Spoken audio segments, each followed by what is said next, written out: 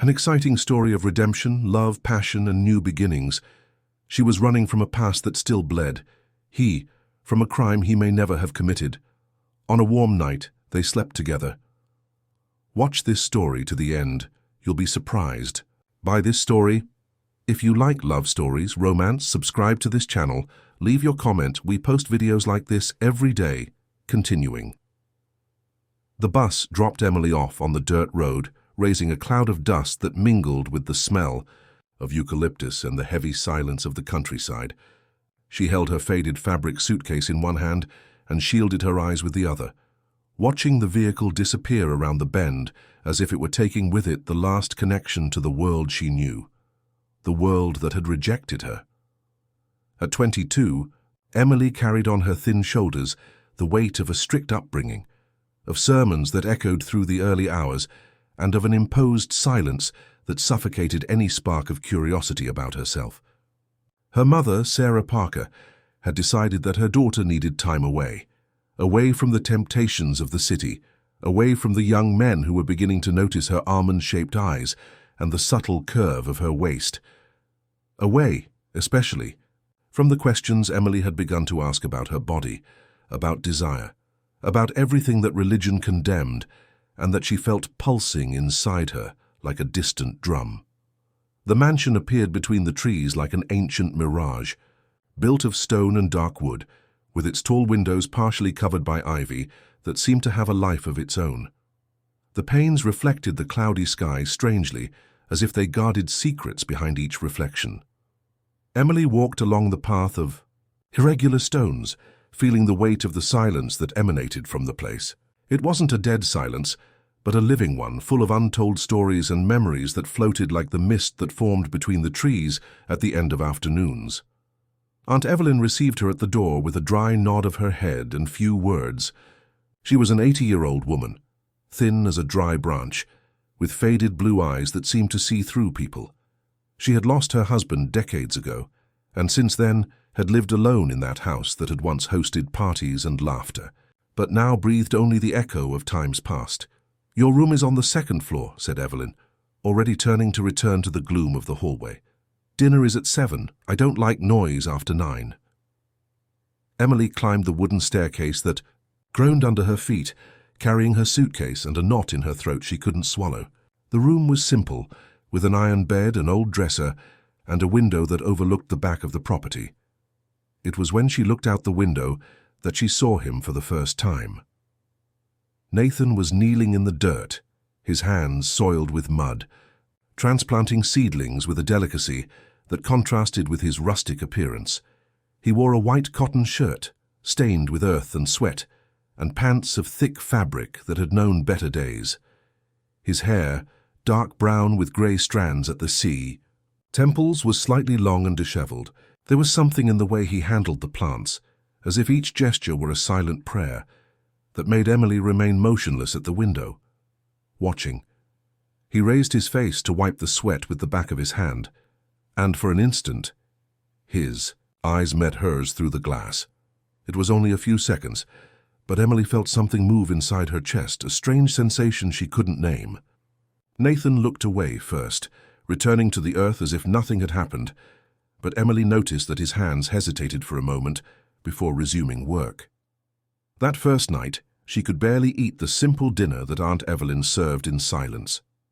The house creaked with the wind that was beginning to blow harder, and Emily felt like an intruder, in a place that held secrets she wasn't allowed to touch. She went up to her room early, but sleep didn't come. She stayed awake listening to the sounds of the house settling, Evelyn's distant footsteps through the corridors, and, outside, the soft noise of someone moving through the garden. Curious, she approached the window and saw a faint light coming from a smaller structure at the back of the property.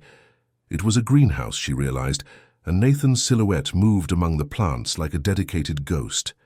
He seemed to live there, in that small world of glass and green, isolated from the main house and everything else. The first days passed in a silent routine. Emily woke up early, had breakfast alone while Evelyn grumbled instructions about the house, and then wandered through the vast rooms, exploring every corner with the curiosity of someone who had been deprived of freedom for so long.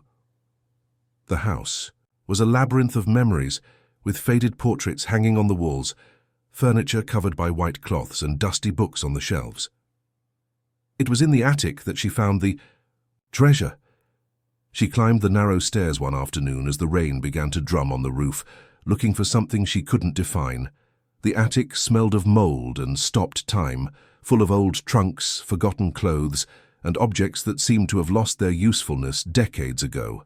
Emily handled everything carefully, as if afraid of waking ghosts, until she found a dark wooden box in the most distant corner. Inside the box, among yellowed letters and old photographs, there were books. Many books. Philosophy, literature, poetry, all with annotations in the margins, underlined and with comments written by hand in an elegant and masculine calligraphy. Emily took one of the volumes, a copy of Nietzsche, and leafed through the pages with reverence. She had never had access to books like this, to ideas that challenged everything she had been taught about the world and about herself. Whoever has the courage to be free must also have the courage to be responsible for their own life, read one of the annotations in the margin. Emily felt a shiver run down her spine, as if those words had been written especially for her. She took the book to the garden that same afternoon, sitting on a stone near where Nathan was working. He observed her out of the corner of his eye but said nothing. Emily pretended to be absorbed in reading, but in reality she was hypnotized by his movements, by the way his large, calloused hands treated the plants with a tenderness that left her breathless. "Nietzsche," Nathan suddenly said, making Emily start. He had approached without her noticing, cleaning his hands on an old cloth. Not a common reading for young women your age. His voice was deep, educated, with an accent she couldn't place. There was something in it that suggested knowledge, as if that man who soiled his hands in the earth had once inhabited another world, a world of words and ideas. "I found it in the attic," replied Emily, closing the book, but keeping her finger between the pages so as not to lose her place. "It must belong to someone in the family." Nathan smiled, but there was a deep sadness in that smile, as if he knew something she didn't. "It must," he said, and Emily realized there was a story. A story he wasn't willing to tell. "Do you know the author?" she asked, trying to keep the conversation going. "I used to," answered Nathan, and there was so much weight in those two words that Emily felt a chill in her stomach. "Nietzsche said that man must create his own values, that we should not passively accept what is imposed on us." He paused, looking at his own hands. "Sometimes that comes at a very high price." Emily wanted to ask what he meant, but something in his expression made her hesitate. There was pain there, a wound that still bled even after so much time. Instead, she opened the book to a marked page and read aloud. "You must be ready to burn yourself in your own flame. How could you rise anew if you have not first become ashes?" Nathan looked at her with an intensity that made her blush. For a moment, the two remained silent, the weight of the words hanging between them like a promise or a threat. Then he turned and went back to work, but Emily noticed that his hands trembled slightly. That night she found another book on her bed, a volume of poetry with a note marking a specific page. There was no signature, but Emily knew who had left it there. The poem spoke of secret gardens, of seeds that germinate in darkness, of flowers that only bloom for those who have the courage to wait. So began the silent dialogue between them. Emily would leave books in places where she knew Nathan would find them, always open to a page that said something she didn't have the courage to speak. He would respond with other books, other marked pages, other coded messages that only the two of them understood. Aunt Evelyn observed everything with her faded blue eyes but said nothing. Perhaps because she understood that some things needed to follow their own course, or perhaps because she had already seen similar stories unfold in that house over the years. Emily began to live for these moments of meeting through books. She would wake up anxious, wondering what new discovery the day would bring, what new thought Nathan would share with her through the marked pages. She devoured every word, every annotation, as if it were a code she needed to decipher to understand not only the books, but the man who had read them before her. There was an eagerness in all of this, a thirst for knowledge that went far beyond intellectual curiosity. Emily felt that each book transformed her a little, that each new idea freed her from some invisible chain that had held her for her entire life. For the first time, she didn't feel guilty for thinking, for questioning, for desiring more than she had been offered. Nathan seemed to notice this transformation in her. Sometimes Emily caught him watching her as she read, and there was something in his eyes that made her feel truly seen, as if he saw beyond the surface that she had learned to show the world. It was both frightening and liberating. One afternoon, while reading under the shade of an ancient tree, Emily looked up and saw Nathan standing a few meters away, leaning on a hoe, watching her with an expression she couldn't decipher. "May I ask you something?" she said, closing the book over her finger. He hesitated, but then nodded. "Why are you here? I mean, you clearly weren't born to be a gardener." The question came out more direct than she had intended, and Emily immediately regretted it. But Nathan didn't seem offended. Instead, he drove the hoe into the ground and approached, sitting on the grass beside her. "People come to places for different reasons," he said, plucking a blade of grass and twirling it between his fingers. "Some come looking for something, others come running from something. And you?" Nathan smiled, but it was a smile without joy. "I think a bit of both." Emily wanted to ask more, but she realized there were boundaries he wasn't ready to cross. Instead, she opened the book to a random page and read, "All deep pain is also a gift because it teaches us about our own strength." "Nietzsche again," said Nathan. He had an obsession with pain as a form of growth. "Do you agree with him?" Nathan was silent for a long moment, looking at the horizon where the sun was beginning to hide behind the trees. "I think some pain is necessary," he finally said. "But other pain is just cruelty disguised as a lesson." There was something in the way he said this that made Emily realize he was speaking from personal experience. She felt a sudden urge to touch him, to offer some kind of comfort, but she didn't know how. "You used to be a teacher, didn't you?" she suddenly asked, and saw Nathan stiffen. "Why do you ask?" "The way you speak, how you know the books. You taught philosophy." Nathan stood up abruptly, grabbing the hoe with more force than necessary. "That was a long time ago," he said, without looking at Emily. "Another life." "What happened?" He turned to her then, and Emily saw in his eyes a pain so deep that she almost backed away. There was anger there, but also a sadness that seemed to be eating him from within. "Some stories are better forgotten," he said, and there was a tone of finality in his voice that Emily understood as a warning. That night, she dreamed of empty classrooms and books being burned. She woke up with her heart racing, sweaty and confused, not understanding why Nathan's past affected her so much. She got up and went to the window, looking for the light from the greenhouse. It was there, as always, and Nathan's silhouette moved among the plants like a guardian of secrets. Emily pressed her forehead against the cold glass of the window and wondered what had happened to transform a philosophy professor into a solitary gardener. What kind of pain was capable of making a man abandon everything he knew and hide in a house lost in the countryside? But even without answers, she knew something had changed in her since she arrived at that place. The girl who had left her mother's house, suffocated by sermons and imposed silences, was being replaced by someone she didn't yet fully know, someone who asked questions, who read Nietzsche as if it were a prayer, who felt her heart race when a mysterious man left coded notes between the pages of old books. The mist began to form between the trees, enveloping the house and the greenhouse, in a haze that seemed to erase the boundaries between the real and the dream. Emily remained at the window, observing the distant light and wondering if Nathan also dreamed of her, if he also felt this strange connection that seemed to grow between them through marked pages and furtive glances. Tomorrow she would leave another book for him, this time a volume of modern poetry, open to a page that spoke of secret gardens where forbidden flowers bloomed only for those who had the courage to cultivate them in darkness. She didn't yet know what message she was sending, but she felt it was important that somehow she was building a bridge between two worlds that seemed impossible to touch.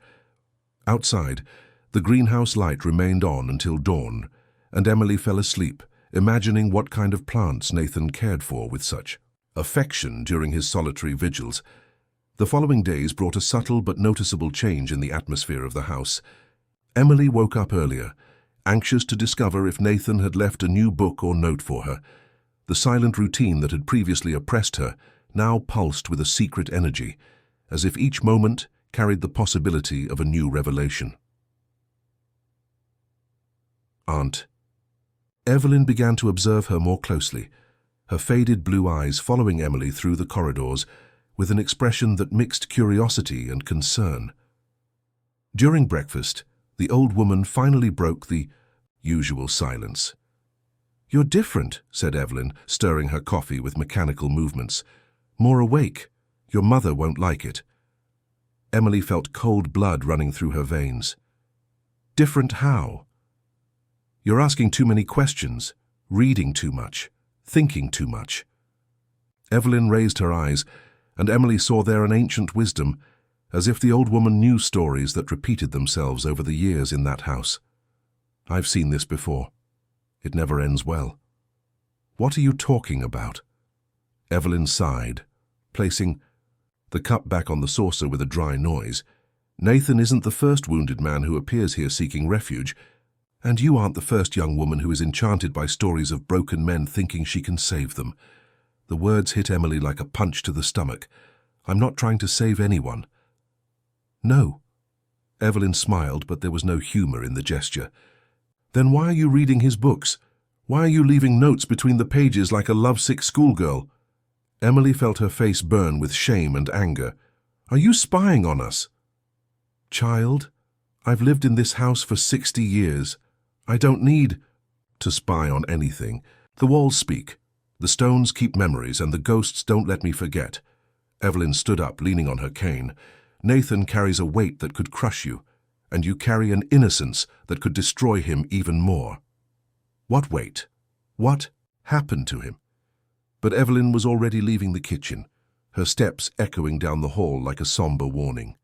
Emily was left alone with her coffee growing cold and a knot in her stomach that she couldn't undo. Despite her great-aunt's words, Emily couldn't stop looking for Nathan. If before her search was motivated by curiosity, now it was driven by an almost desperate need to understand the man who hid behind those melancholic eyes. She began to observe him more carefully, noticing details that had previously gone unnoticed. There was an almost obsessive precision in the way he cared for the plants. Each movement was calculated, each cut in the pruning was made in the exact place, as if he were trying to control something that had escaped his control in the past. Sometimes Emily would see him stop in the middle of his work, his hands suspended. In the air, his gaze lost somewhere distant. In these moments, he seemed to be fighting against invisible ghosts.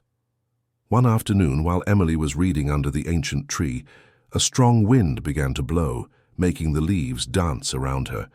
Nathan was nearby, transplanting seedlings into larger pots, when an especially violent gust knocked over some of the newly planted containers. "Damn," he muttered, and Emily was surprised by the harsh word coming from those lips that always spoke so politely. She closed her book and approached to help. "Let me help you." "No need," said Nathan, but there was a tension in his voice that wasn't there before. Emily ignored the protest and knelt beside him in the dirt, beginning to gather the pieces of a broken pot.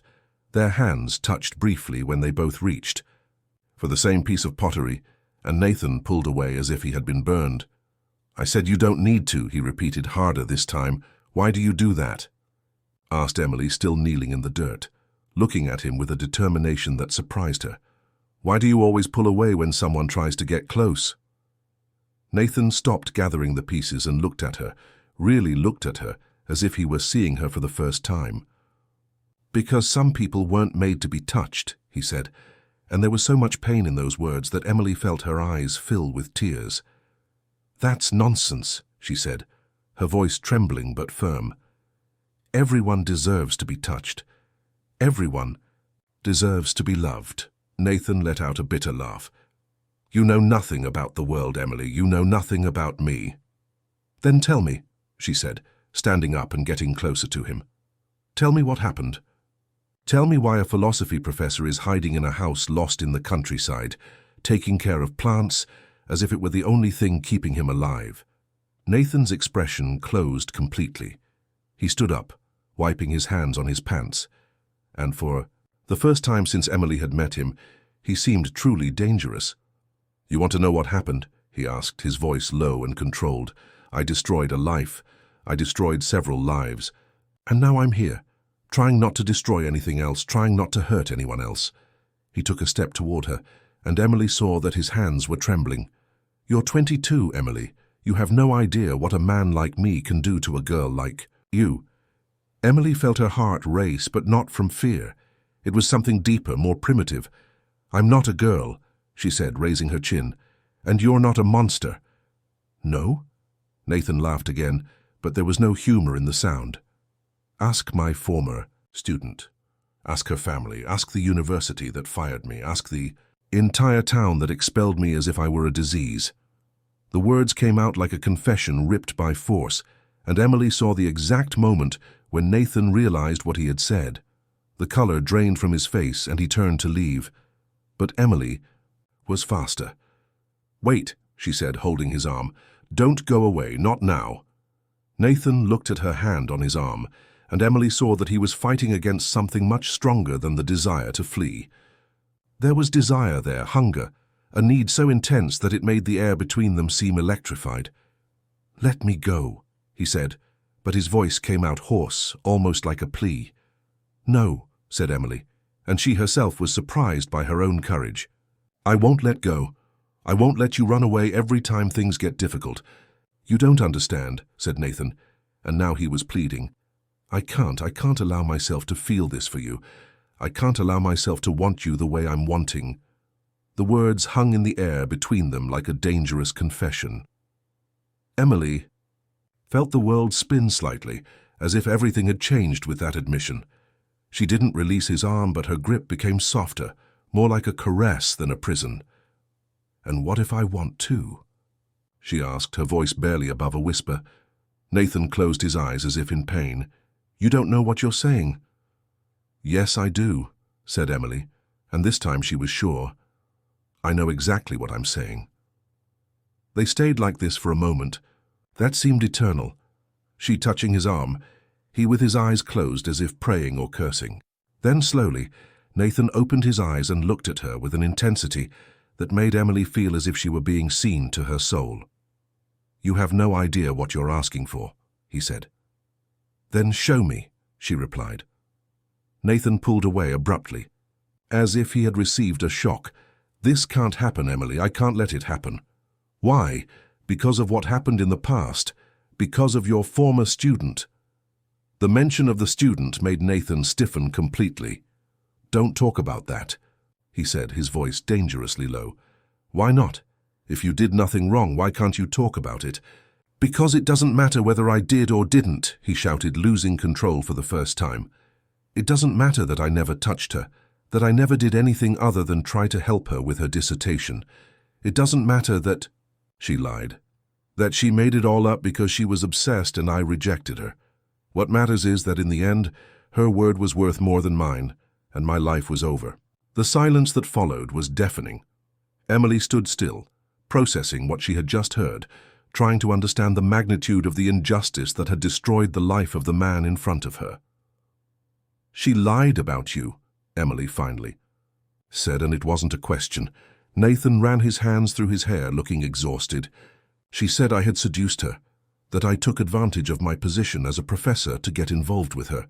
She said I threatened her when she wanted to end the relationship that never existed." He let out a bitter laugh.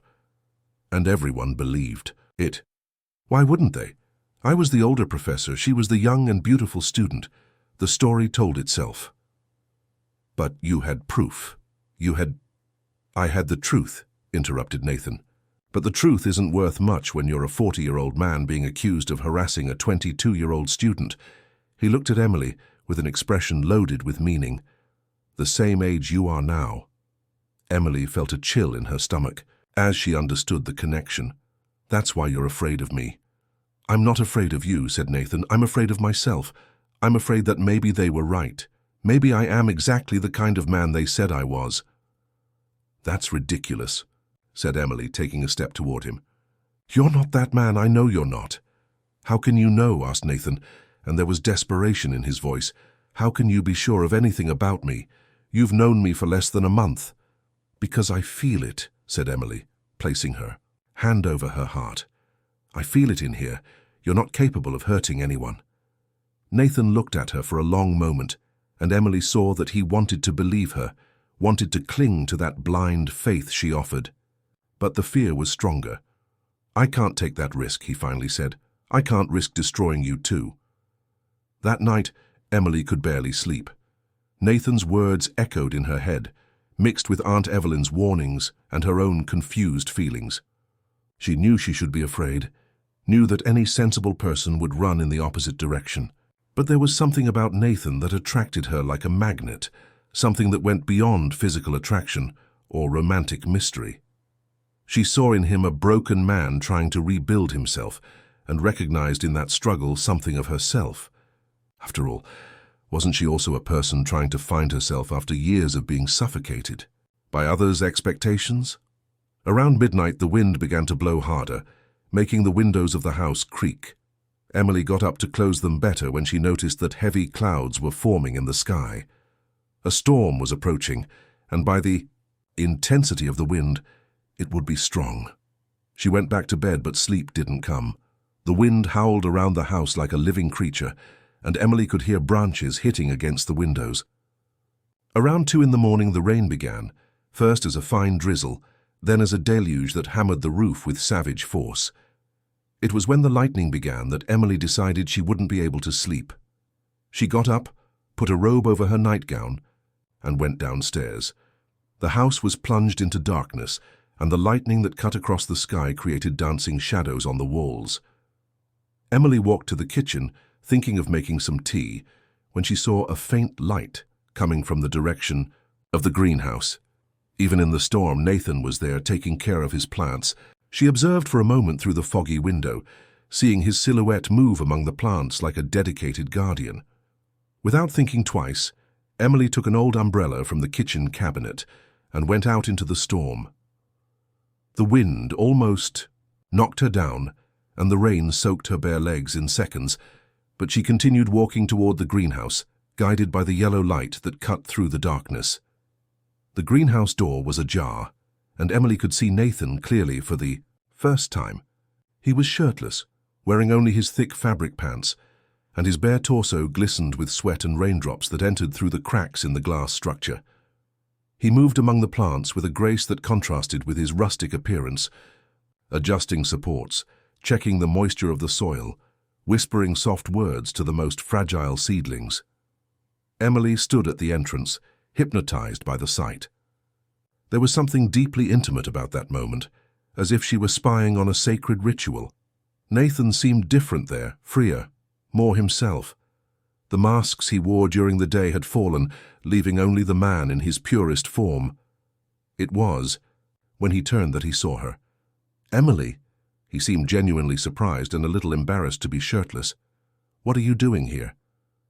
"I couldn't sleep," she said, closing the umbrella and entering the greenhouse. "The storm—" "You're wet," said Nathan, taking an old towel that was hanging on a shelf. "Here." When he approached to offer the towel, Emily could feel the heat emanating from his body, could see the drops of sweat that ran down his neck and disappeared into his chest.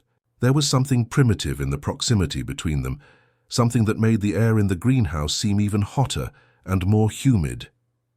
"Thank you," she said, taking the towel, but not moving away. They stayed like this, very close, with only the sound of the rain hitting the glass of the greenhouse and the slightly labored breathing of both filling the silence. Emily could see the droplets of water that ran down Nathan's hair, could count the golden freckles in his brown eyes, could smell the scent of earth and sweat that emanated from his skin. "You should go back to the house," said Nathan, but his voice came out hoarse, and he made no movement to move away. "I don't want to," said Emily, and this time she didn't hesitate. She extended her hand and touched his chest, feeling his racing heart under her palm. Nathan closed his eyes and groaned, softly as if in pain. "Emily, please." "Please what?" she asked, letting her hand slide over his hot, wet skin. "Please stop, or please continue." Nathan opened his eyes and looked at her with an intensity that made Emily feel as if she were on fire. "You don't know what you're doing," he said, but his own hand rose to cover hers, pressing it against his chest. "I know exactly what I'm doing," said Emily, moving even closer, "and I know you want this as much as I do." "I do," said Nathan, and the words came out like a confession ripped by force. "God help me, I want it so much it's killing me." "Then why are you fighting against it?" Nathan looked at her for a long moment, and Emily saw the exact moment when his resistance began to crumble. "Because when this ends badly, and it will end badly, I won't be able to forgive myself." "And what if it doesn't end badly?" asked Emily, rising on her tiptoes to get closer to his face. "What if it ends well?" "It won't," said Nathan, but his voice was losing conviction. "It never ends well." "You don't know that," said Emily, and then did something that surprised both, him and herself. She leaned in and kissed his neck, tasting the salt of his skin, feeling the tremor that ran through his body.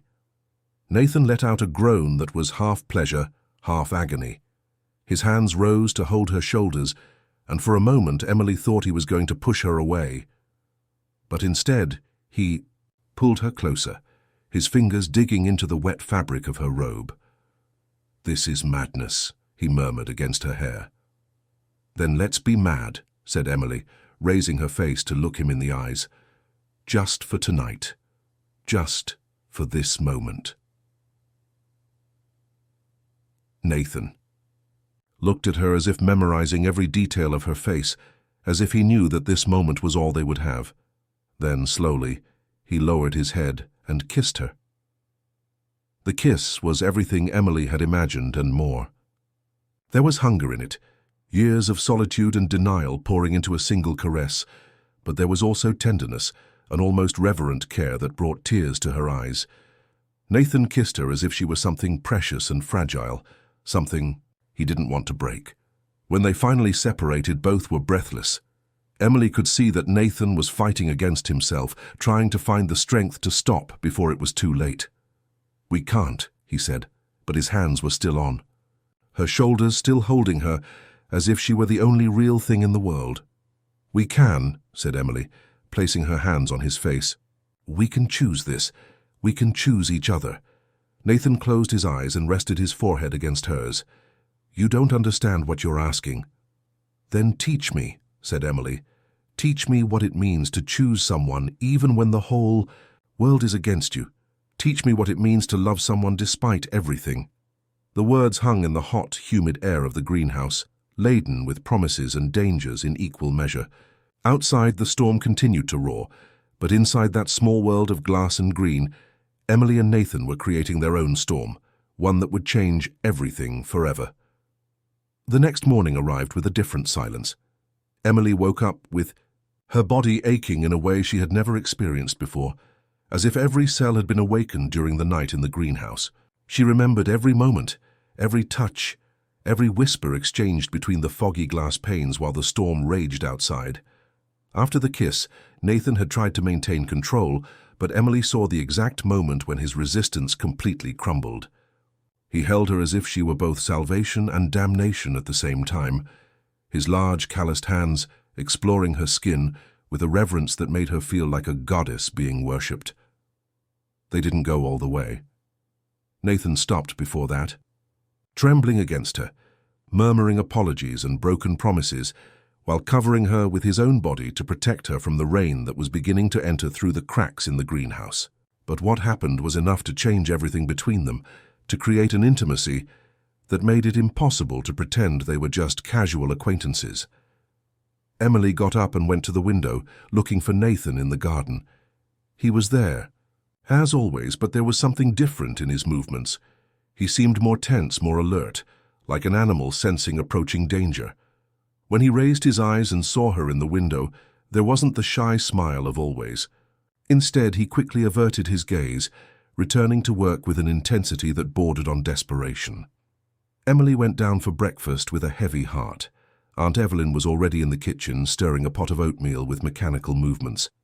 The old woman raised her eyes when Emily entered, and Emily had the uncomfortable impression that Evelyn knew exactly what had happened the night before.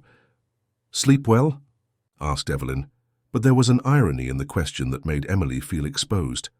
"The storm was strong," replied Emily, avoiding her great-aunt's eyes.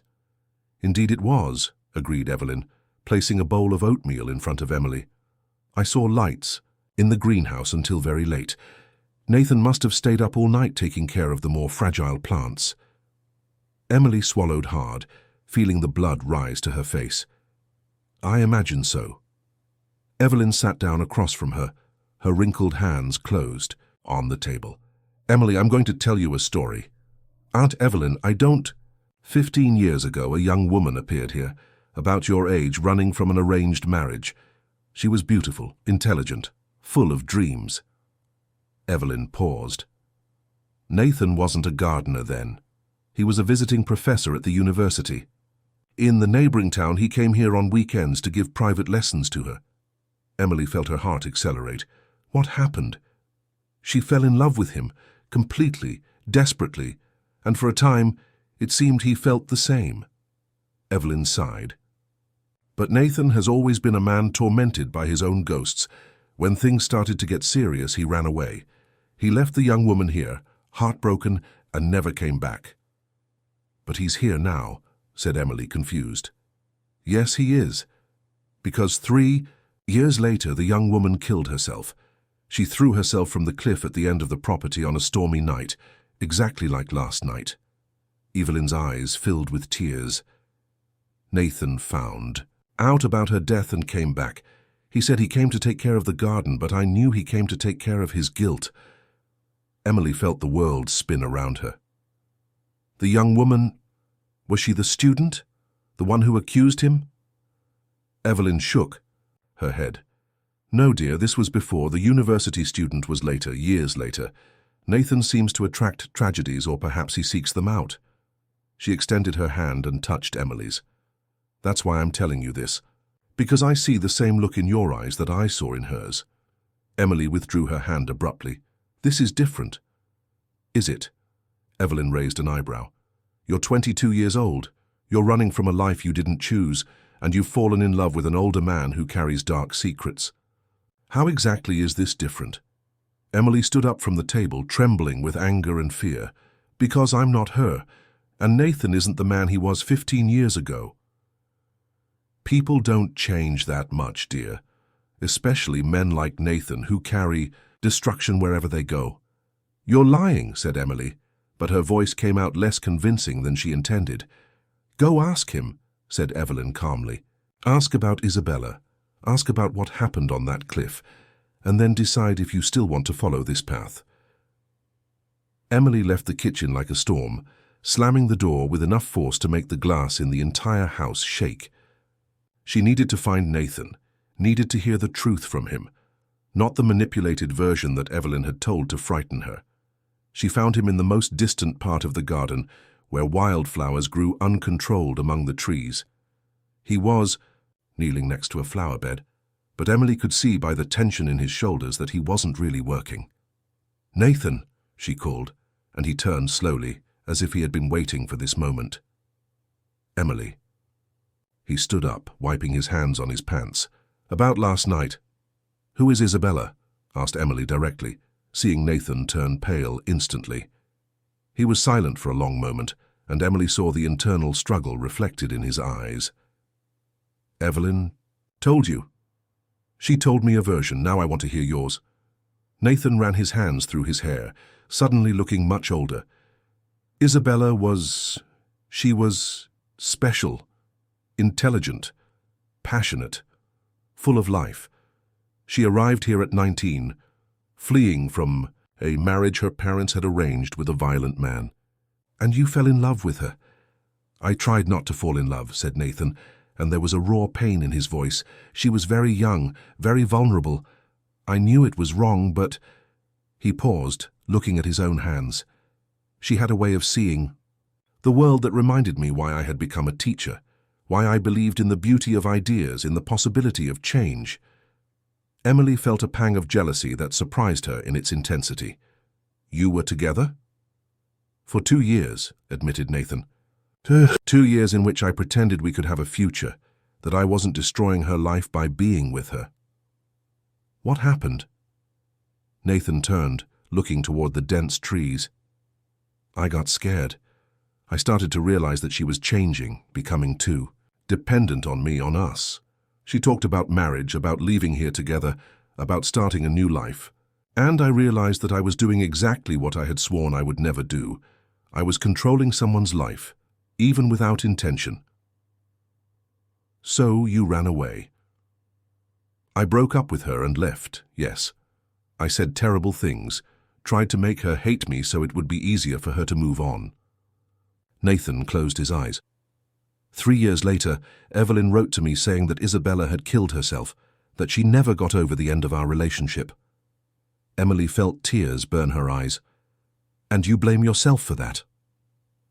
I am guilty, said Nathan with conviction. If I hadn't gotten involved with her, if I had maintained boundaries, she would still be alive, Emily finished, finally understanding the weight that Nathan carried. When I was accused by the student at the university years later, I accepted the blame without fighting because I knew that somehow I deserved it. Maybe not for the reasons she invented, but for Isabella, for having destroyed an innocent life. Emily was silent, processing everything she had heard. She now understood why Nathan had fought so hard against the attraction between them, why he had tried to keep her away. However, instead of pushing her away, the story only made her feel closer to him. Do you know where she killed herself? Emily finally asked. Nathan nodded reluctantly. On the cliff behind the property, there's a trail that leads there. Take me there. Emily, no. Please, she said, touching his arm. I need to see. I need to understand. They walked in silence along the narrow trail that wound between the trees. The air was humid from the previous night's rain, and wet leaves brushed their arms as they advanced. Emily could feel the tension emanating from Nathan, saw how each step toward the cliff seemed to weigh on him. The cliff was exactly as Emily had imagined, a steep drop of rock that ended in a deep ravine. It was a place of wild and dangerous beauty, where nature showed its most brutal face. Emily could imagine Isabella there, young and desperate, making the decision that would change everything. She left a letter, Nathan suddenly said, surprising Emily. She said she couldn't live in a world where I didn't exist, that she preferred to die than have to pretend that our love had meant nothing. Do you still have the letter? Nathan nodded. It's kept in my room along with all the other letters she wrote to me. I read them sometimes when I want to remember the harm I can cause. Emily turned to him, furious. That's masochism, Nathan. That's not honoring her memory, it's torturing yourself. Maybe I deserve to be tortured. No, said Emily firmly. You don't deserve that. Isabella made a terrible choice, but it was her choice. You can't carry the responsibility for the actions of everyone who passes through your life. Nathan looked at her with an expression of astonishment, as if he had never heard those words before. How can you be sure of that? Because I know you, said Emily, approaching him. I see who you are when you take care of the plants, when you read to me through the books, when you try to stay away to protect me. You're not a destroyer, Nathan. You're someone who loves so intensely that you're frightened by your own capacity to feel. Nathan looked at her for a long moment, and Emily saw tears form in his eyes. I can't lose you too, he said, his voice broken. I can't bear the idea that something might happen to you because of me. And I can't bear the idea of losing you because of fear, replied Emily, touching his face. Last night was real, Nathan. What we feel for each other is real. We can't throw that away because of ghosts from the past. Nathan closed his eyes and leaned into her touch. You're so young, Emily. You have your whole life ahead of you. You shouldn't waste it with someone like me. Let me decide how I want to waste my life, said Emily with a sad smile. Besides, 22 isn't so young. Isabella was 19 when you met. I'm older, more mature. 3 years don't make that much difference. Yes, they do, and I'm not her, Nathan. I won't fall apart if you leave my life. I'll fight for you. I'll fight for us. Emily paused. But I'll also respect your choices. If you really don't want me, if you really believe we're a mistake, I'll leave. Nathan opened his eyes and looked at her with an intensity that made Emily feel like he was seeing into her soul. "I want you," he finally said. "God help me. I want you so much it's killing me. But wanting and being able to have are different things." "Are they?" Emily moved closer until their bodies almost touched. "Because I think you're confusing prudence with cowardice." The accusation hit Nathan like a slap. "Cowardice?" "Yes, cowardice," repeated Emily, raising her chin defiantly. "You're so haunted by the past that you can't see the present. You're so busy punishing yourself for mistakes you may not even have made that you can't accept the possibility of happiness." Nathan took a step back, but Emily followed, not letting him move away. "Do you want to know the difference between me and Isabella?" continued Emily. "I don't need you to complete me. I want you, but I don't need you. I can live without you, I can be happy without you, but I choose not to do that. I choose to want you. I choose to fight for us. I choose to take the risks." The words came out with a passion that surprised Emily herself. She didn't know she had this strength inside her, this ability to fight for what she wanted. The strict upbringing, her mother's sermons, all of this had tried to suffocate this part of her. But here, in this wild place, beside this tormented man, she was finally finding her true voice. Nathan looked at her as if he were seeing a miracle. "Emily—" "No," she interrupted. "Now it's my turn to speak. You've spent years hating yourself, punishing yourself, hiding. But I won't let you do that to me. I won't let you use the past as an excuse to run away from the present." She took a step forward, placing her hands on his chest. "I love you." "Nathan," she said, and the words came out with a certainty that frightened her. "I love you not despite your flaws, but including them. I love you for who you are now, not for who you were or who you could have been." Nathan stood motionless, as if he had been struck by lightning. "You can't love me," he said, but his voice came out without conviction. "Yes, I can," said Emily, smiling through the tears that began to stream down her face. "And I will. I'll love you even if you don't let me. I'll love you even if you run. Away, I'll love you even if it destroys me, because that's what true love does. It chooses to love even when it's difficult, even when it's dangerous, even when everyone says it's wrong." Nathan looked at her for a long moment, and Emily saw the exact moment when his defenses finally crumbled. He pulled her to him with a desperation that bordered on violence, holding her as if she were the last solid thing in a world that was crumbling. "I love you too," he murmured against her hair. "I love you so much it's killing me. But I'm so afraid, Emily, so afraid of hurting you, of destroying you like I destroyed other people." "You won't destroy me," said Emily, caressing his back. "You'll complete me, and I'll heal you. I'll help. You forgive yourself, I'll show you that you deserve to be loved." They stayed like that, embraced at the top of the cliff where Isabella had chosen to end her life. But choosing life, choosing love, choosing a future together, despite all the risks. When they finally separated, Nathan held Emily's face between his hands as if memorizing every detail.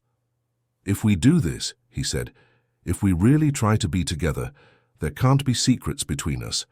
You need to know everything about Isabella, about the accusation at the university, about all the mistakes I've made." "I want to know," said Emily. "I want to know everything about you." Nathan smiled, and for the first time since Emily had met him, the smile reached his eyes. "Then let's go back to the house," he said, "and I'll tell you everything." As they descended the trail back to the house, Emily felt that she was leaving a version of herself behind. The frightened girl who had arrived at that place was being replaced by a woman who knew what she wanted and was willing to fight for it. But neither Emily nor Nathan knew that Aunt Evelyn had observed them from the attic window, and that the expression on the old woman's face was not one of approval. Nor did they know that Evelyn had already picked up the old telephone in the living room and dialed a number that she had memorized for more than 20 years. "Sarah," said Evelyn when the call was answered. "It's about Emily. I think you need to come get her immediately." The conversation that followed was brief but intense, full of words like shame, sin, and salvation. When Evelyn hung up the phone, she went up to the room and began to pack Emily's bags. Some storms, she knew from experience, were too powerful to be faced. And the storm that was forming between Emily and Nathan was exactly the kind that destroyed everything in its path.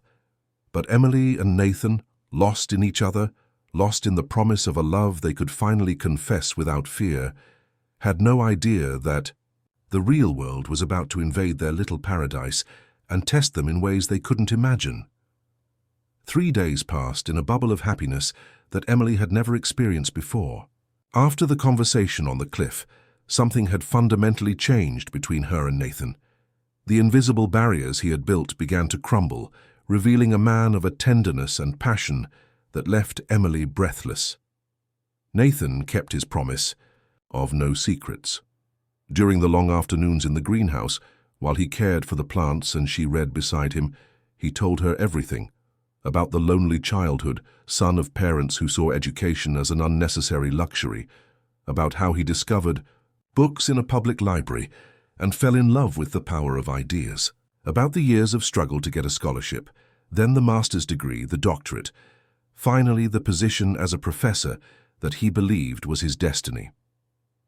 "I thought I had found my place in the world," he said one afternoon, transplanting basil seedlings into larger pots. "I loved teaching, loved seeing the moment when an idea lit up in the students' eyes. I thought I was making a difference." Emily was sitting in a wicker chair next to him, a book of poetry open on her lap, but all her attention was on his words. "And you were making a difference. A false accusation doesn't erase years of honest work." "Doesn't it?" Nathan smiled bitterly. "Tell that to the colleagues who turned their faces when I walked down the halls. Tell that to the students who began to look at me with fear or disgust. Tell that to the university administration that fired me without properly investigating the accusations." Emily closed the book and knelt beside him in the dirt. "Tell me, about her, about Michelle." Nathan paused in his work, his hands covered in dirt, trembling slightly. Michelle was the name of the student who had accused him, and Emily realized that he still had difficulty talking about it. "She was brilliant," he finally said. "One of the best students I ever had. She was doing her doctorate in contemporary philosophy, and I was the advisor for her dissertation. For 2 years we worked together in a completely professional manner." "What changed?" "She started showing up at my office outside scheduled hours, first with questions about the research, then with personal problems. She was going through a difficult divorce, needed someone to talk to." Nathan sighed. "I should have kept the boundaries clearer, should have suggested she seek professional help. But she seemed so lost, so vulnerable." Emily felt a familiar pang of jealousy, but managed to control it. "You cared about her." "As a professor, yes, I cared about all my students." But Michelle began to interpret this as something more. Nathan paused, looking at his own hands. "One night she showed up at my house. She was drunk, crying, saying her ex-husband had threatened her. I let her in, made coffee, tried to calm her down. And then she tried to kiss me. I pushed her away, said it wasn't appropriate, that she should go home. I offered to call a taxi, to call a friend. But she became furious." Nathan shook his head. "She said I had given mixed signals, that I had encouraged her. She shouted that all men were the same, that I was playing with her." Emily could visualize the scene, could imagine Nathan trying to be gentle but firm, not understanding the extent of Michelle's obsession. "She left my house that night saying I would pay for humiliating her," continued Nathan. 2 weeks later, she formalized a complaint against me at the university. She said I had harassed her for months, that I had used my position to force her into a relationship with me. But you had proof that it wasn't true." "What proof?" "It was her word against mine, and she was convincing. She cried during the testimonies, trembled when she talked about the alleged harassment. She had even invented intimate details that sounded plausible." Nathan let out a humorless laugh. "The worst part is that part of me began to doubt my own memory. Had I really given mixed signals? Was there something in my behavior that justified the accusations?" Emily felt a deep anger burning in her chest. "She destroyed your life out of revenge." "She destroyed both our lives," corrected Nathan. "After the story leaked to the local press, her life also became hell. People began to question whether she was telling the truth, especially when other students of mine came to my defense. She ended up abandoning her doctorate, moved away from the city. And you never heard from her again? Nathan hesitated. I did. 2 years ago, she sent me a letter. She was in therapy, working through her own demons. The letter was... It was a confession, in a way. She admitted that she had distorted the truth, that she was confused and hurt. At the time, Emily felt her heart race. She confessed that she lied. Not exactly. She said she had mixed fantasy with reality, that she was so convinced there was something between us that she began to believe her own lies. Nathan looked directly at Emily, but she also apologized. She said she now realized the harm she had caused. Do you still have the letter? I do. It's kept along with Isabella's. Emily held his dirty hands between hers. Nathan, this changes. Everything. You have proof that she admitted to lying. Proof of what? The letter isn't a legal confession, and even if it were, the damage was already done. My career, my reputation, everything had already been destroyed. But you could start over, you could go back to teaching. Nathan looked at her with an expression of tenderness, mixed with sadness. You think it's that simple? I think you gave up, said Emily, surprising them both with the harshness of her own voice. I think you used the guilt over Isabella and the injustice of what happened with Michelle as an excuse to hide from the world. Nathan pulled away from her, standing up abruptly. You don't understand.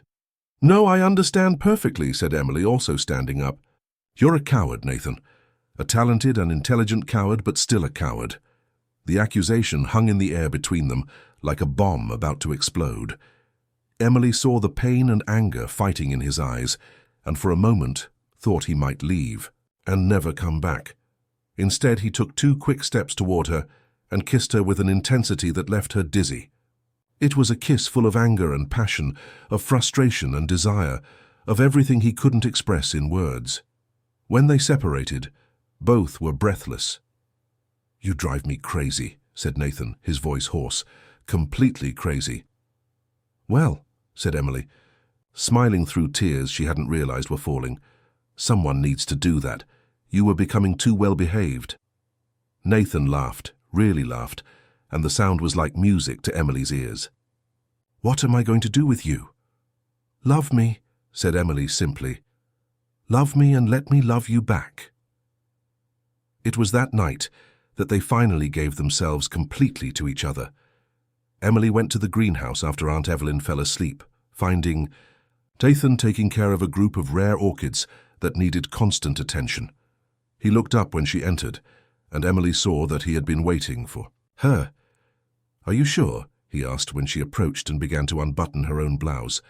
I'm sure about everything that concerns you, she replied. What happened between them was more than Emily had imagined. Nathan touched her with a reverence that made her feel like a work of art being admired, kissed every inch of her skin, as if he were memorizing her essence.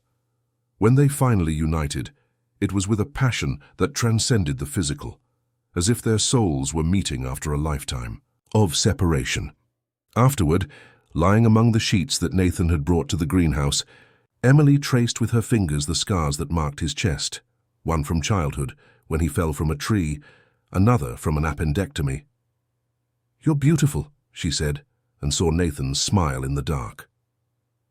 You're blind with love, he said, kissing the top of her head. Maybe, but still you're beautiful. They talked until dawn about everything and nothing. Nathan told her about the places he had visited during his university years, about books that had transformed him, about dreams he had abandoned. Emily talked about the oppression of her mother's house, about the endless sermons, about how she felt like a stranger in her own life until she arrived at this place. You saved me, said Nathan when the sun began to rise through the glass of the greenhouse. No, corrected Emily. We saved each other. That was how Aunt Evelyn found them. The next morning, Emily woke up to the sound of the greenhouse door being violently opened. She and Nathan separated quickly, he trying to cover her with the sheets while frantically searching for their clothes. Is this exactly what it looks like? Asked Evelyn, her voice laden with a cold fury that Emily had never heard before. Aunt Evelyn, I can explain. Explain what? That you're repeating exactly the same mistakes as your predecessor. The old woman's blue eyes were like ice. That you're throwing yourself into the arms of a man who destroys everything he touches. Nathan had found his pants and put them on quickly, but Emily could see that he was mortified. "Mrs. Evelyn, it's my fault. Emily didn't—" "Ah, yes, it's always your fault, isn't it, Nathan?" Evelyn turned to him with an expression of contempt. First Isabella, then the student at the university, now Emily. "When are you going to stop ruining young lives?" "Stop," said Emily, finally, finding her voice. She had managed to put on her blouse and now stood up, confronting her great-aunt. "Stop talking to him like that." "Or what?" challenged Evelyn. "You'll protect him like you tried to protect the others." "There are no others," said Emily firmly.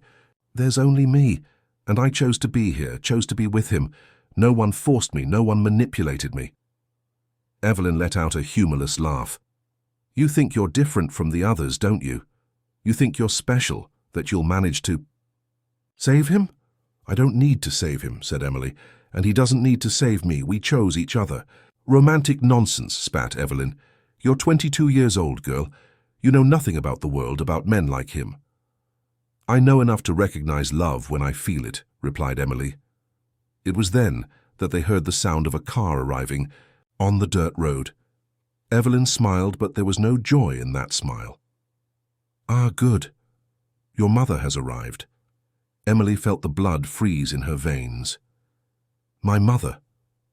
I called her yesterday after seeing you coming back from the cliff. I said you were in need of urgent spiritual guidance." Evelyn looked at Nathan with contempt. "And from what I see today, I was right." The sound of car doors slamming echoed through the quiet morning, followed by loud voices approaching. Emily immediately recognized her mother's voice, Sarah Parker, who seemed to be giving orders to someone. "You need to get out of here," said Emily to Nathan urgently. "Now." But it was too late. The greenhouse door opened again, and this time it was Sarah Parker who entered, accompanied by a man whom Emily didn't immediately recognize. Sarah Parker was a small but imposing woman, with grey hair tied in a tight bun and dark eyes that now shone with fury. She looked from her half-naked daughter to Nathan, then to the sheets spread on the greenhouse floor, and Emily saw the exact moment when she understood what had happened. "My God," whispered Sarah, bringing her hand to her chest. "My God in heaven." The man beside her stepped forward, and Emily finally recognized him. It was Father Thomas, the parish priest of the church her family attended, a middle-aged man with an expression of perpetual disapproval that now seemed to have intensified to the extreme. "Emily Marie Parker," said Sarah, her voice trembling with contained anger. "What have you done?" Emily raised her chin, trying to find the courage she had shown in recent days. "I fell in love, Mom." The response was a slap that echoed through the greenhouse like a gunshot. Emily brought her hand to her face, feeling the taste of blood in her mouth, but she didn't lower her eyes. "You lost yourself," corrected Sarah. "You gave yourself to sin and perdition." "Mrs. Parker," Nathan stepped forward, trying to position himself between mother and daughter. "Please, let me explain." "You won't explain anything," spat Sarah. "You will never speak to my daughter again. Father Thomas, call the men." It was then that Emily realized there were more people outside the greenhouse, men from the town, probably members of the church congregation, waiting outside like a moral militia. "Mom, no," said Emily, finally understanding the gravity of the situation. "Don't do this." "I will do whatever is necessary to save your soul," said Sarah, "and if that means taking you away from this place of perdition, then so be it." Nathan looked at Emily, and she saw in his eyes that he was calculating the options. They were surrounded, outnumbered, and Emily was underage under her mother's legal authority. "I'll go with you," Emily suddenly said. "I'll go peacefully without causing problems, but leave Nathan alone." "Emily, no," said Nathan. "It's the only way," she said, looking directly into his eyes. "Trust me." Sarah observed the exchange between them with contempt. "You are in no position to make demands, girl, but if you leave here now without resistance, perhaps I'll consider not involving the police." Emily understood the implicit threat. If she didn't cooperate, they would accuse Nathan of something much worse than seduction. They would accuse him of rape, of kidnapping, of anything that would ensure he went to prison. "All right," said Emily. "I'll go." Nathan held her arm. "Emily, don't do this. Don't let them separate us." "I love you," she said, loud enough for everyone to hear, "and that won't change no matter what happens." "Emily." "Trust me," she repeated, putting all the strength she could into her voice. "This isn't the end, it's just an obstacle." Sarah pulled Emily out of the greenhouse, and Emily didn't resist. But as she was being dragged away, she turned one last time to look at Nathan, trying to memorize every detail of his face, trying to convey with her eyes everything she couldn't say in words. "I'll come back," she murmured, knowing he would understand. And then she was in the car, the doors locked, watching the property disappear in the rear window, while Aunt Evelyn stood on the porch, observing them leave with an expression of satisfaction in her faded blue eyes. Emily rested her forehead against the cold glass of the window and made a silent promise. She would return. No matter what her mother did, no matter what prisons they created for her, she would find a way to return to Nathan, because some love stories were worth any fight, any sacrifice, and their story was just beginning. Her mother's house seemed smaller than Emily remembered, as if the walls had closed around her during the months she spent away.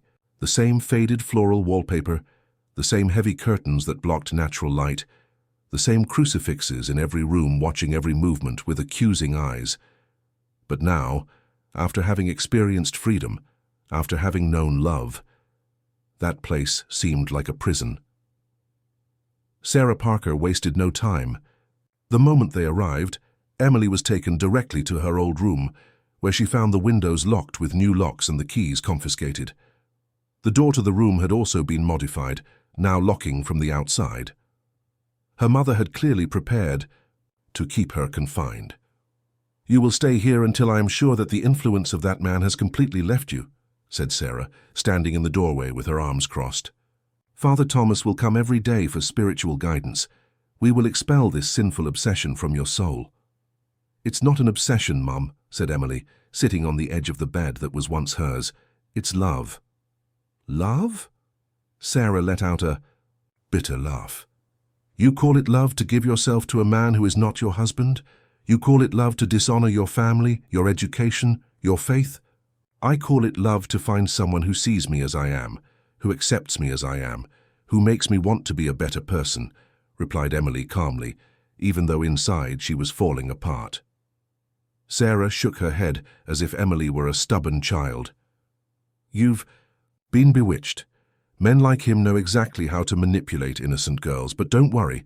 With prayer and penance you will rid yourself of this evil influence. And if I don't want to get rid of it?" The question hung in the air like a provocation. Sarah narrowed her eyes, and Emily saw in them a determination that frightened her. "Then we will stay here as long as necessary," said her mother. "Months, years if need be. You will not leave this house until you are completely healed." The door closed with a definitive click, and Emily heard the sound of the key turning in the lock. She was alone, truly alone, for the first time since she had arrived at Aunt Evelyn's mansion. The silence around her was oppressive, very different from the living silence of the old house, full of possibilities and mysteries. This was a dead silence, suffocating. Emily got up and went to the window, trying to open it even knowing it was locked. Outside she could see the street where she had grown up, the houses all the same with their small yards and their ordinary lives. Nothing had changed there, but she had changed so much that she felt like a stranger observing a world that no longer belonged to her. Where would Nathan be now? Would he be trying to find her? Or had he accepted the separation as inevitable, as one more confirmation that he didn't deserve to be happy? Emily pressed her forehead against the cold glass and tried not to cry. She needed to be strong, needed to find a way out of there and back to him. The days that followed were a routine of humiliation and resistance. Father Thomas appeared every morning punctually at 9, carrying his Bible and an expression of missionary determination. He would sit in the chair that Sarah had placed next to Emily's bed and begin long sermons about the dangers of the flesh, about the importance of purity, about how the devil used carnal love to lead souls to perdition. Emily listened in silence, but her mind was always elsewhere. She was in the greenhouse with Nathan, hearing him talk about philosophy while he cared for the plants. She was in the garden, reading poetry while she watched him work. She was in his arms, feeling complete for the first time in her life. "You're not paying attention," said Father Thomas one morning, interrupting her memories. "I'm listening," lied Emily. "Listening is not enough. You need to accept the word of God in your heart. You need to repent of your sins and ask for forgiveness." Emily looked him directly in the eyes. "I don't regret anything." The confession left the priest visibly disturbed. "You're being stubborn." "Emily, you're allowing pride to prevent you from accepting salvation. Or maybe I'm being honest for the first time in my life." Father Thomas stood up, clearly frustrated. "I'll talk to your mother. Perhaps you need more rigorous methods of guidance." After he left, Emily heard a muffled discussion between him and Sarah in the hallway. Words like exorcism, spiritual retreat, and convent reached her, making her blood run cold. She needed to find a way out of there before the situation got even worse. It was that night that Emily decided to explore the possibilities of escape. She waited until she was sure her mother was asleep, then approached the door and examined the lock. It was new but simple. Emily remembered the craft classes at school when she learned to make small hooks with wire. Perhaps she could improvise a key. She searched the room for something she could use, finally finding a forgotten hairpin in a drawer. With patience and delicacy, she straightened it and began to work on the lock, trying to feel the mechanism inside. It took 3 nights of attempts, but finally Emily managed to open the door. Her heart was beating so hard that she was sure it would wake her mother, but the house remained silent. She left the room on tiptoe, avoiding the floorboards she knew creaked. But Emily didn't try to escape immediately. Instead, she headed to her mother's office, a small room where Sarah kept important documents and maintained correspondence with distant relatives. Emily had a suspicion that she might find something there that would help her better understand the situation. She carefully searched the drawers, looking for anything related to Aunt Evelyn or the property where she had spent the last few months. It was in a folder marked Family that she found something interesting, a stack of old letters, all with the letterhead of Evelyn's property. Emily read them by the faint light that entered through the window, and what she discovered shocked her. The letters covered a period of more than 20 years and told a very different story from what she had imagined. Aunt Evelyn wasn't just an eccentric relative who lived isolated in the countryside. She was, in fact, a kind of private reformatory for problematic girls from conservative families. For decades, desperate parents had sent their daughters to the isolated property, hoping that the austere environment and Evelyn's rigid supervision would correct them. Emily read about Maria, Louisa, sent at 17 for having been seen talking to a young man at church, about Carmen, exiled at 20 for questioning her father's authority, about Sandra, sent there at 19 for having been caught reading a novel that her mother considered inappropriate. And then, in the oldest letters, she found the truth about Isabella. Isabella hadn't been sent to escape an arranged marriage, as Nathan had told her. She had been sent there by her parents after being raped by a family acquaintance. Instead of supporting their daughter, her parents had decided she was stained and needed to be hidden from society until they could decide what to do with her. Emily felt nauseous as she read the details. Isabella had arrived at the property pregnant and in a state of psychological shock. Evelyn had discreetly arranged an abortion, then kept the young woman isolated for months, hoping she would recover from the shame. It was in this state of total vulnerability that Isabella met Nathan. He didn't know the truth about her past. Evelyn had told the same story about the arranged marriage that she would later tell Emily. Nathan genuinely believed he was helping, a brave young woman who had fled from an oppressive situation. The relationship between them had begun as a lifeline for Isabella. Nathan represented kindness, intelligence, hope, everything that had been lacking in her life. But when he ended the relationship, frightened by the intensity of her emotional dependence, Isabella completely fell apart. The letter that described Isabella's suicide was devastating. Evelyn wrote to the young woman's parents with a coldness that made Emily shudder, describing the death as an inevitable end for an already lost soul. But what shocked Emily most was the last part of the letter. I managed to convince the professor that it was his fault. Now he will carry that guilt for the rest of his life and will never again be a danger to other vulnerable young women. Sometimes the lie serves justice better than the truth. Emily let the letter fall from her trembling hands. Evelyn had deliberately manipulated Nathan, making him believe he was responsible for Isabella's death. She had created the weight that he carried, had planted the seed of guilt that would lead him years later to passively accept Michelle's false accusations. There was more. Emily found correspondence between Evelyn and Sarah from the last few months where they discussed Emily's problem. Evelyn had written about how Emily was following the same dangerous path as Isabella, and how it would be necessary to take drastic measures to avoid another tragedy. Nathan Ferris is a dangerous man, Evelyn had written in one of the most recent letters. He has a sick obsession with vulnerable young women. First it was Isabella, then several students at the university, now Emily. He needs to be neutralized before he causes more damage. Emily realized that Evelyn had lied about everything. She had created a narrative where Nathan was the villain, when in fact she herself was the true manipulator. For decades, she had used the isolated property to control and break young women, always with the approval of families who preferred to hide their problems rather than face them. But the discoveries didn't stop there. In the deepest drawer of the file, Emily found something that made her heart stop: copies of legal documents related to Nathan. Evelyn had hired a private detective to investigate him, and the reports painted a completely different picture from what she had told Emily and Sarah. Nathan hadn't just been fired from the university.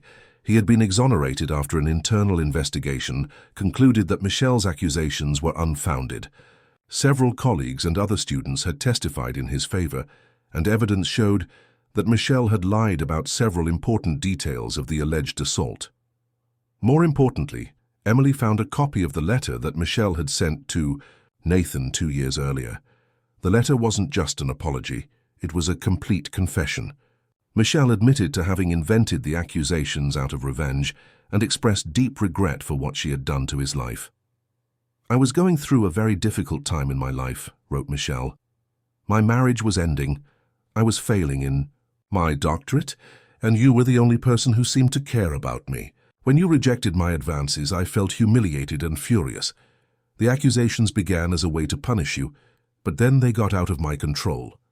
I know I can't undo the harm I caused, but I want you to know that you never did anything inappropriate.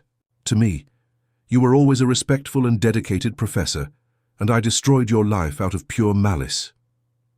Emily felt tears of anger and relief running down her face. Nathan had been innocent all along. He had been the victim of 2 unbalanced women, Evelyn, who manipulated him through guilt, and Michelle, who destroyed him through lies. And now Evelyn was trying to do the same thing with Emily. But Emily wasn't Isabella. She wasn't broken, wasn't vulnerable to the point of crumbling under pressure. She was stronger than that, and she had information that could change everything. Emily took the most important letters, especially Michelle's confession and the documents from the university investigation. She put everything in a folder and returned silently to the room, locking the door behind her. For the rest of the night, she carefully planned her escape. She couldn't simply run away. Her mother would immediately call the police, and Emily would be brought back as a runaway minor. She needed to be smarter. The next morning, when Father Thomas arrived for the daily session of guidance, Emily was prepared. "Father," she said when he sat down with his Bible, "I would like to make a confession." The priest's face lit up. "Thank God, my child, you have finally seen the light." "I have," said Emily, "but it's not quite the light you expect." She told him everything, about the letters she had found, about Evelyn's lies, about the truth behind Isabella's death and the accusations against Nathan. She showed the documents, read excerpts from the letters, presented irrefutable evidence that everything they had been told was a lie. Father Thomas listened in growing silence, his expression changing from hope to confusion, then to horror. When Emily finished, he was pale. "My God," he murmured, "if this is true." "It is true," said Emily firmly. "And you know it is. You've known me since I was a child, Father. Would I lie about something like this?" Father Thomas shook his head, slowly. But your great-aunt said—" "My great-aunt lied. About everything. She has spent decades breaking young women and their families, always with the approval of people who preferred to hide the truth rather than face it." Emily leaned forward. "And now she's trying to do the same thing to me." The priest was silent for a long moment, processing everything he had heard. Finally, he raised his eyes to Emily. "What do you want me to do?" "I want you to talk to my mother. I want you to show her this evidence. And I want you to help me get back to Nathan before Evelyn does something even worse to him. Emily, even if all this is true, your mother will never agree."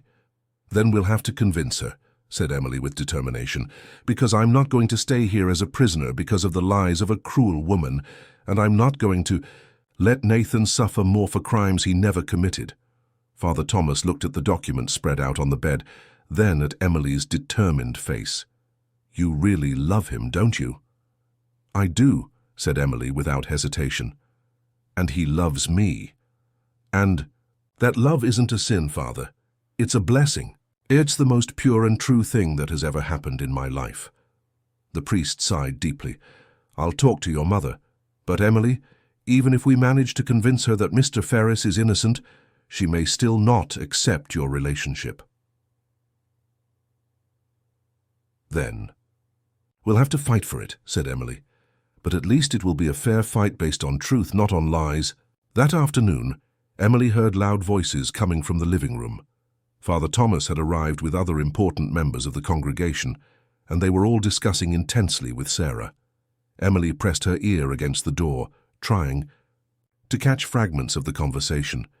She heard her mother crying, heard exclamations of shock from the others present, heard Father Thomas patiently explaining the evidence that Emily had found. The discussion lasted for hours, but finally silence returned to the house.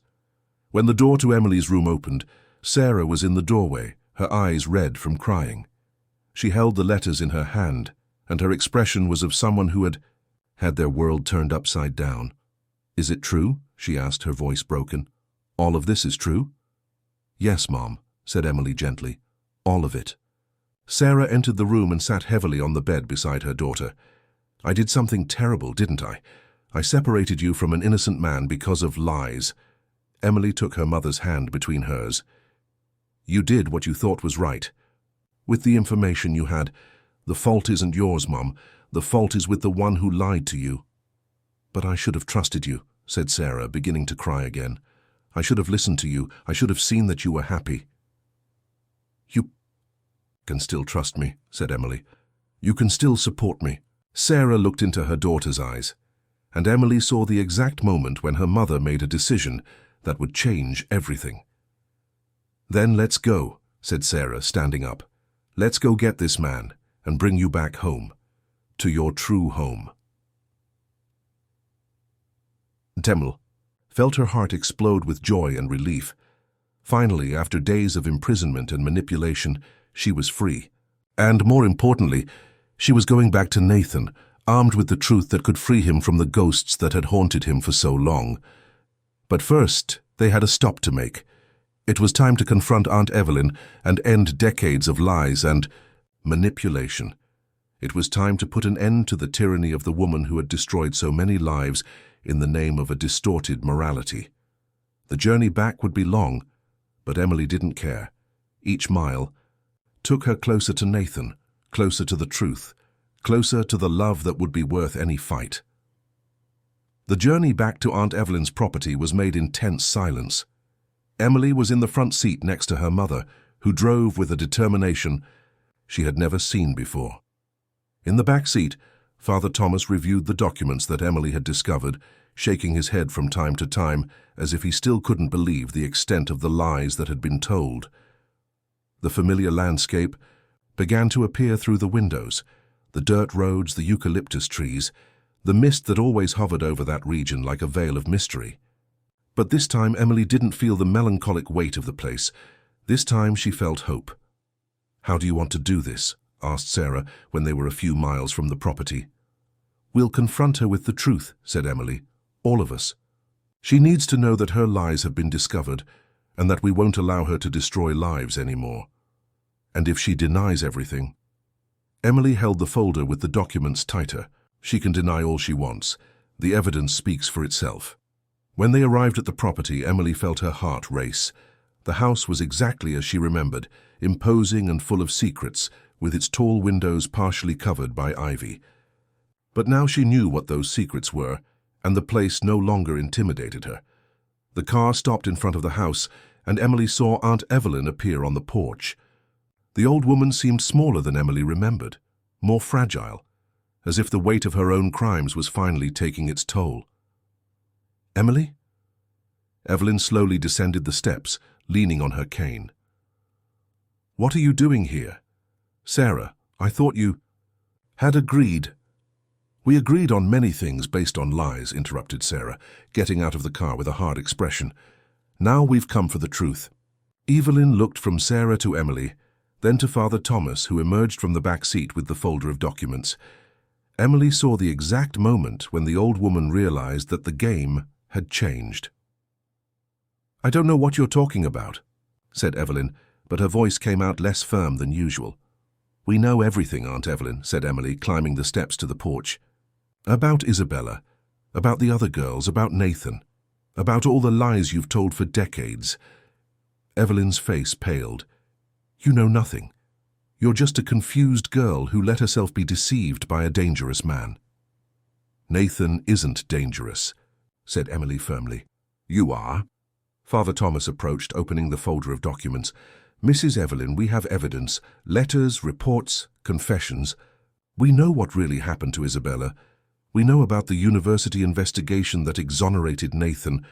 We know about everything." Evelyn looked at the papers in the priest's hand, and Emily saw that she was calculating her options. Finally, the old woman sighed and gestured toward the door. "Then come in," she said. "If you want the truth, I'll give you the truth." They headed to the living room, the same room where Emily had spent so many afternoons reading while Nathan worked, in the garden. Now, however, the environment seemed charged with a different energy, as if the furniture itself was waiting for a long-overdue confession. Evelyn sat in the old armchair, with her back to the window that overlooked the garden. Emily could see the greenhouse at the back of the property and wondered where Nathan was now. Was he still there? Or had he left after the humiliation of the forced separation? "You want to know about Isabella," said Evelyn, her voice suddenly tired. "Very." "Well, Isabella arrived here pregnant and in shock after being raped by the son of a local politician. Her parents preferred to hide the shame rather than face the truth." "Then why did you lie to Nathan?" asked Emily. "Why did you let him believe she had fled from an arranged marriage?" Evelyn smiled, but there was no humor in the gesture, because the truth would have made Nathan treat her as a victim, and Isabella didn't need more pity, she needed normality. The story of the arranged marriage made her seem brave, not broken. "But that doesn't justify what happened afterward," said Father Thomas. "You manipulated Nathan, made him feel guilty for her death." "Nathan fell in love with a traumatized and vulnerable young woman," said Evelyn, her voice hardening. "He should have kept his distance, should have realized she was in too fragile an emotional state for a relationship. When he abandoned her, she couldn't handle it." "He didn't abandon her," protested Emily. "He ended a relationship that was becoming obsessive. Anyone would have done the same thing. Anyone wouldn't have gotten involved in the first place," retorted Evelyn. "Nathan had a pattern. Vulnerable young women, impressionable students, girls in difficult situations. He was always attracted to women who needed to be saved." Emily felt a pang of doubt, but quickly pushed it away. "That's not true." "Isn't it?" Evelyn leaned forward. "And you, Emily, didn't you arrive here fleeing from an oppressive life? Weren't you vulnerable and looking for someone who would understand you? Didn't Nathan take advantage of precisely that vulnerability?" "He tried to keep away from me," said Emily, "several times. He fought against his feelings precisely because he knew about the age difference and situation." "But he didn't fight hard enough, did he?" Evelyn smiled with satisfaction. "In the end, he gave in, as he always does. Sarah, who had remained silent until then, finally spoke. Even if that were true, it doesn't justify your lies. You manipulated the entire situation, destroyed a man's reputation based on speculation and prejudice. I protected other young women from going through the same thing Isabella went through, said Evelyn. How many other lives would have been destroyed if Nathan had remained free to seduce vulnerable students? But he didn't seduce anyone, said Emily, taking Michelle's letter from the folder. This is the complete confession of the woman who accused him at the university. She admits she lied, that she made it all up out of revenge. Nathan never touched her, never did anything inappropriate. Evelyn took the letter and read it in silence, her face progressively closing. When she finished, she returned it to Emily. A confession that came too late, she said, after the damage was already done. The damage that you helped perpetuate, accused Emily. You knew he was innocent, but you preferred to let him suffer because it fit your narrative. I did what I thought was best. You did what you wanted to do, interrupted Emily, standing up. You used your position of authority to control and manipulate people for decades. How many other girls besides me were sent here by families? Who believed your lies? How many other lives did you destroy? Evelyn was silent for a long moment. When she finally spoke, her voice was broken. You don't understand how it was back then. Families didn't know how to deal with problematic daughters. I offered a solution, a safe place where they could stay until they matured. A safe place? Emily laughed without humor. You locked them up here, isolated from the world, feeding their insecurities and fears until they became dependent on you. That's not protection, it's abuse. And what about Nathan? Asked Father Thomas. Where is he now? Evelyn looked away. He left. After you took Emily away, he came looking for me. He was furious, desperate. He said terrible things. Emily felt her heart tighten. What kind of things? He accused me of having destroyed his life, of having manipulated Isabella, of having lied about everything. Evelyn paused. He wasn't wrong. The confession came out like a whisper, but had the impact of a shout. Emily saw tears form in the old woman's eyes, and for the first time since she had met her, Evelyn seemed truly fragile. Where did he go? Asked Emily urgently. I don't know. He took his things and left. He said he couldn't stay here anymore, that this place had been poisoned for too long. Evelyn looked at Emily with an expression of genuine regret. He also said you deserved someone better, someone who didn't carry so much baggage from the past. That's ridiculous, said Emily, jumping to her feet. I need to find him.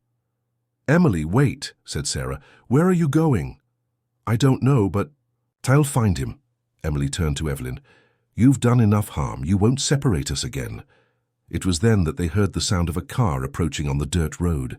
Emily ran to the window and saw a taxi stopping in front of the house. Her heart almost stopped when she saw Nathan get out of the vehicle, carrying a small suitcase. He looked different, thinner, with deep circles under his eyes, as if he hadn't slept well for days. But there was something else in his expression, a determination that Emily hadn't seen before. Emily ran to the door without thinking twice, leaving the house like a hurricane. Nathan saw her and stopped in the middle of the path, the suitcase falling from his hands. Emily! He seemed not to believe she was there. How did you... Emily didn't let him finish the question. She ran to him and threw herself into his arms, feeling him hesitate for a moment before hugging her with enough force to take her breath away. I thought you would never come back, she murmured against his chest. I wasn't going to, said Nathan, caressing her hair.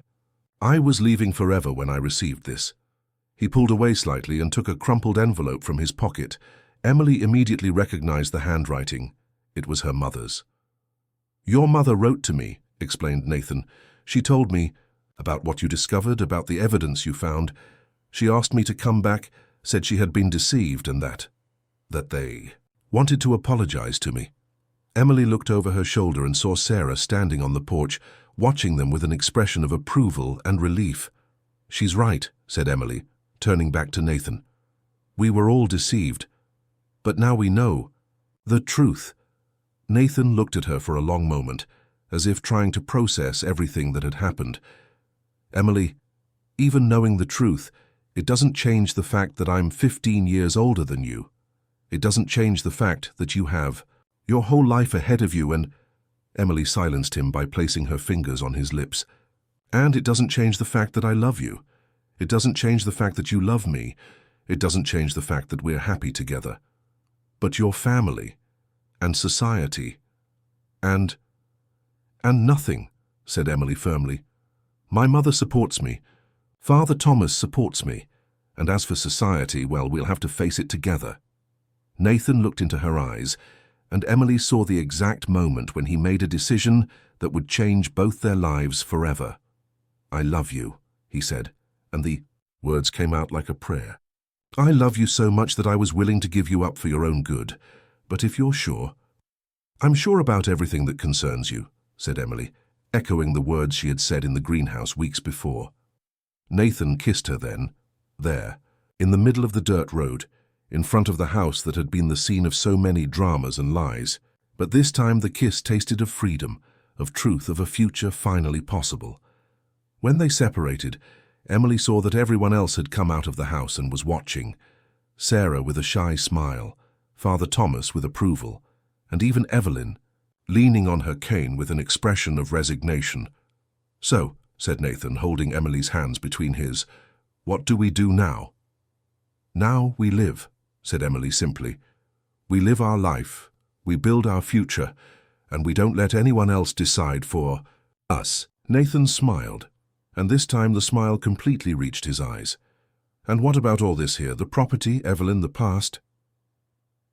Emily looked back at the house where she had spent the most important months of her life, where she had discovered who she really was and what she really wanted.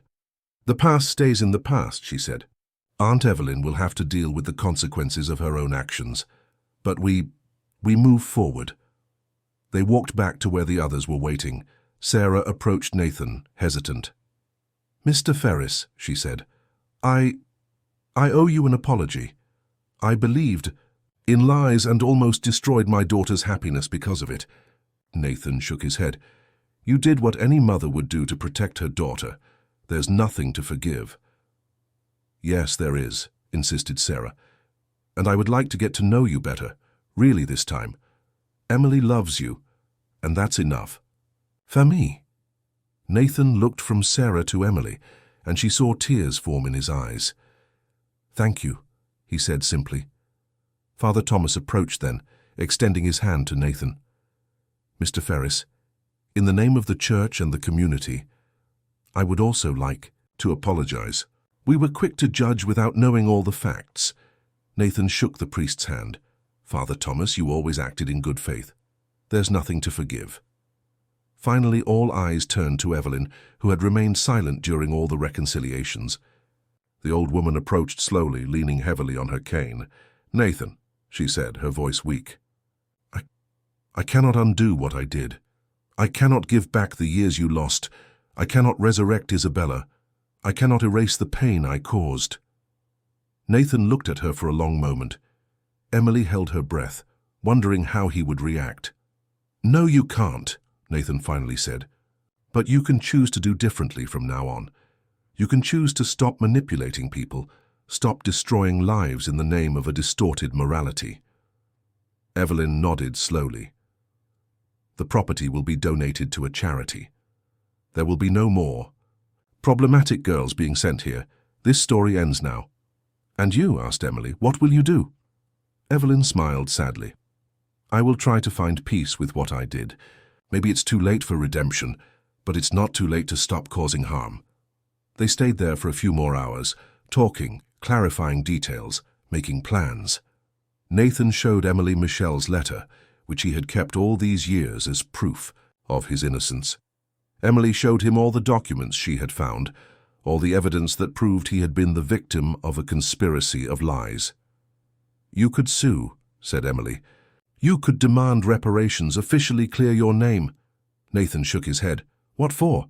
The people who matter already know the truth. The rest doesn't interest me anymore." "But you could go back to teaching. You could rebuild your career." Nathan looked at her with tenderness. "Emily, I spent years buried in the past, letting ghosts control my life. I don't want to do that anymore. I want to build something new, something ours. What do you have in mind? Nathan smiled. How about we open a school? Nothing formal, just a place where people can come to learn about philosophy, literature, art. A place where they can ask questions without fear of judgment. Emily felt her heart fill with joy. I would love that. And maybe, continued Nathan, taking her hands between his, maybe we could get married, if you want, of course. The question came out so naturally that it took a few seconds for Emily to process what he had said. When she did, she felt tears of happiness spring to her eyes. Of course I want to, she said, throwing herself into his arms again. Sarah began to cry. Father Thomas smiled widely, and even Evelyn seemed genuinely happy for the first time since Emily had met her. 6 months later, Emily and Nathan were married in a simple ceremony at the church in the town where Sarah lived. It wasn't a fairy tale wedding. There were people who whispered, who judged, who questioned the age difference, but there were also people who supported them, who saw the genuine love between them and respected it. Nathan returned to teaching, not at a formal university, but at the small school they opened at the back of the house they bought together. Emily finished her studies and became his partner, not only in life, but also in work. Together they created a space where young people could come to learn, question, grow, without fear of judgment or manipulation. Aunt Evelyn kept her promise. The property was donated to an organization that transformed it into a support center for women victims of violence, an irony that was not lost on any of them. Evelyn moved to a small apartment in the city and spent her last years doing volunteer work, trying in her own way to compensate for the harm she had caused. Emily never forgot the lessons she learned during those months at the old property. She learned that true love is worth any fight, any sacrifice. She learned that the truth always finds a way to emerge, no matter how many lies try to suffocate it.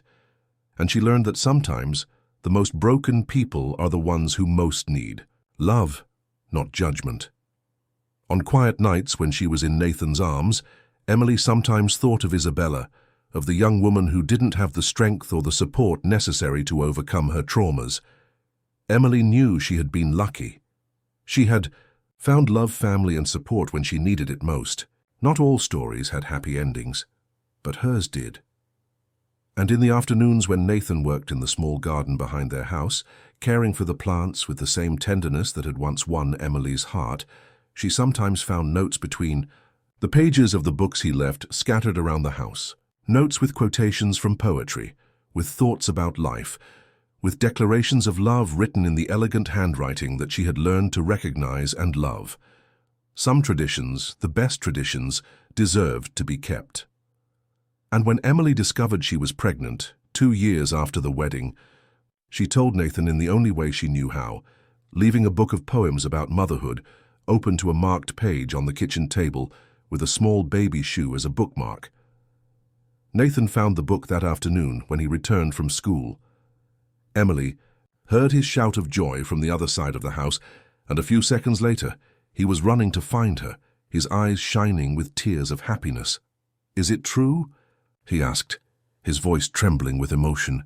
"It's true," confirmed Emily, smiling through her own tears. Nathan hugged her and spun her in the air, laughing like a child. When he put her down, he held her face between his hands and looked at her with an intensity that could still make Emily's heart race. "I love you," he said. "I love you. I love our life. I love our future." "And I love you," replied Emily, "forever." Outside, the sun was setting behind the trees, painting the sky with shades of gold and pink. It was a perfect late afternoon, the kind of moment that Emily knew she would carry in her memory forever. There was something poetic in the fact that their love story had begun among books and plants, in silences laden with meaning and words that said more than entire speeches. And now, years later, they still communicated in the same way, through marked pages, through gentle gestures, through glances that contained entire universes. Some love stories are simple. Others are complicated, full of obstacles and misunderstandings, of external forces trying to separate them. But the best stories, the ones that are really worth it, are those where two people choose to fight for each other, where they choose love instead of fear, truth instead of lies, courage instead of resignation. Emily and Nathan had chosen well. and the future that awaited them was filled with possibilities as beautiful as the flowers